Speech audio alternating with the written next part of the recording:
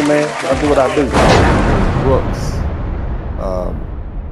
He lived around 1788. He was a British slave ship. You know, it was a British slave ship named Brooks, and it was infamous. You know, his capture for inhumane overcrowding. Detailed diagrams showing the horrific conditions of enslaved Africans. There was another one, a French ship called the Le Saphir, Lesaphir, 1741. It was a French ship. It was a representative of the vessels used during the height of the transatlantic slave trade, right? There was another one called the Wildfire in 1860. It was a ship intercepted near Florida with 450 enslaved Africans. So even though the British Empire had outlawed slavery in 1807, they were still bringing slaves up all the way up to 1860. Look up the Clotilda.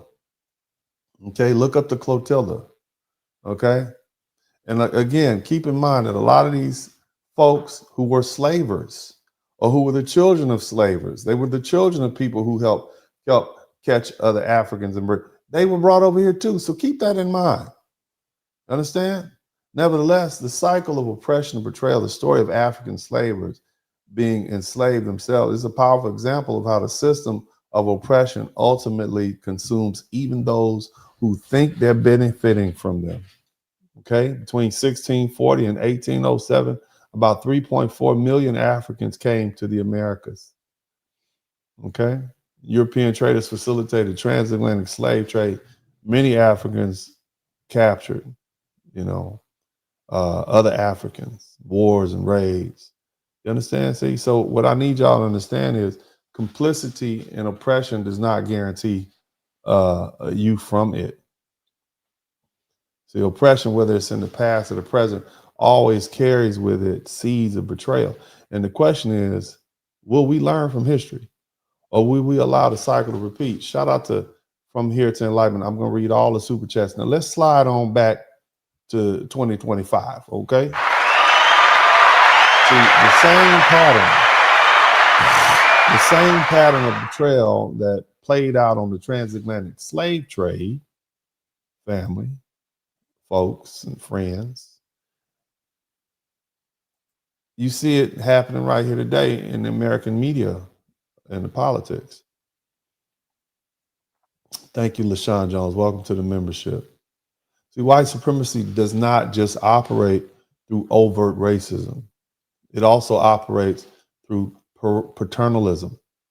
The idea that black people can't think for themselves and must be guided or controlled and manipulated, right? White liberals, those elites on that side, they claim to be allies. Somebody type allies in the chat room.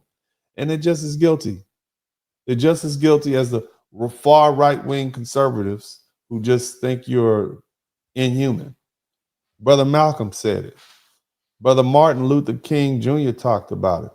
The Honorable Marcus Mosiah Garvey talked about it. Even the Honorable Thurgood Marshall, first Supreme Court Justice, spoke about it. See, for decades, our black leaders have warned us about these so-called well-meaning white liberals who claim to be on our side. But ultimately, they believe that black people lack the intelligence or ability to govern themselves. This is the same ideology that justified the transatlantic slave trade and colonialism and Jim Crow, just wrapped in a more palatable modern day package. Nowhere is this clearer than the case of Joy Reid. She was a tool of the white liberal establishment, propped up to shape the political narrative for black folks.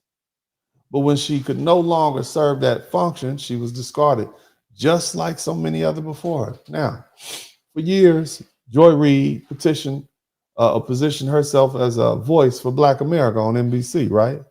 That's why you watched her. She used the platform to reinforce his Democratic Party agenda that most of y'all don't even agree with. Do you want your sons in dresses? Did y'all agree with that? Did you want your children in dresses? You want your sons in dresses? You wanted open borders? Did you all agree with that? Where all my black folks at? Did y'all agree with any of that? You wanted your sons in dresses? Nope. Most of you didn't. You didn't want the idea. You didn't like the idea of these folk who, don't know what sex they are and dressing in women's clothes, reading these books to your children. You didn't want that. But she told you wanted it. She told you that was being open-minded and accepting. You see? That's what she did. And because she was willing to do that, she was elevated. And not because of her journalistic excellence, but because she played a key role in shaping black voters' opinions in favor of the liberal elite's interests. However, when Donald Trump won re-election in 2024, a lot changed.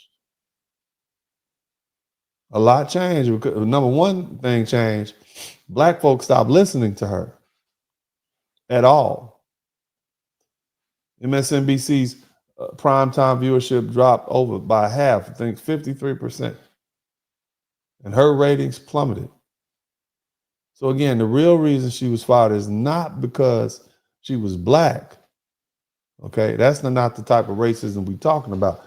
She was fired because she was no longer effective as a tool to influence black voters. And see, this paternalistic action or racism, that's it in action.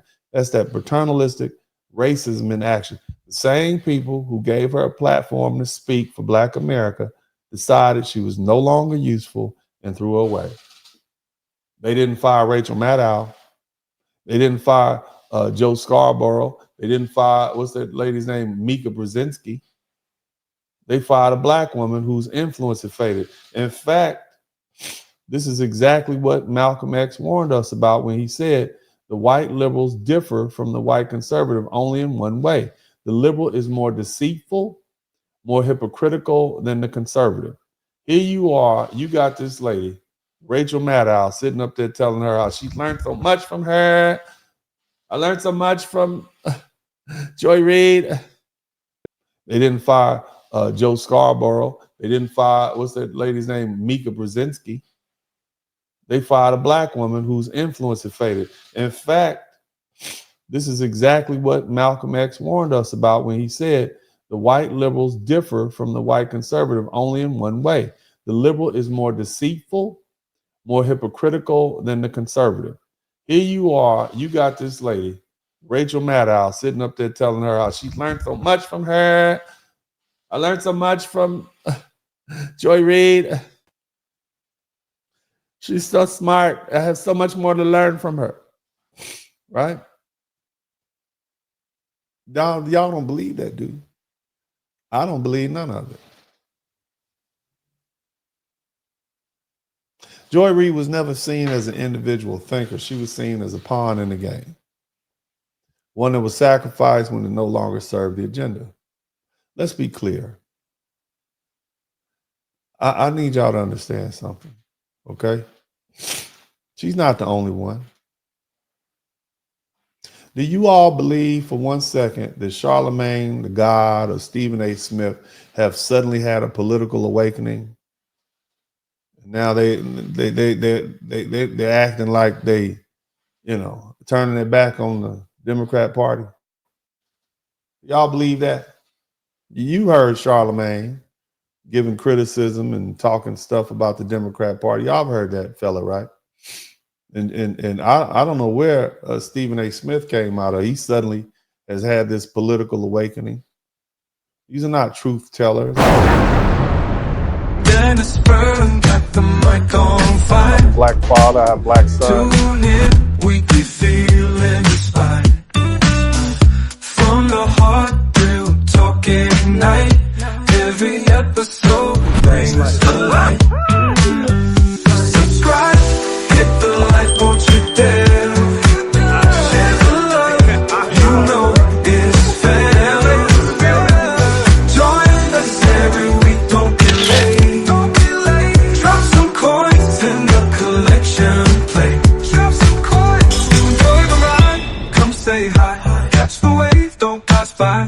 Lifted spirits always inside. In this podcast, joy takes flight. Subscribe, hit the light, won't you dare share the love, you know it's fair. Join us every week, don't be late. Drop some coins in the collection plate. Donation. I thought it was a trap.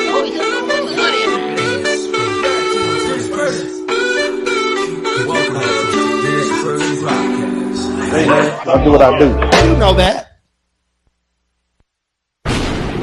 Your ass, class. Don't come over here. You tall black mother. Women up inside. I don't give a fuck about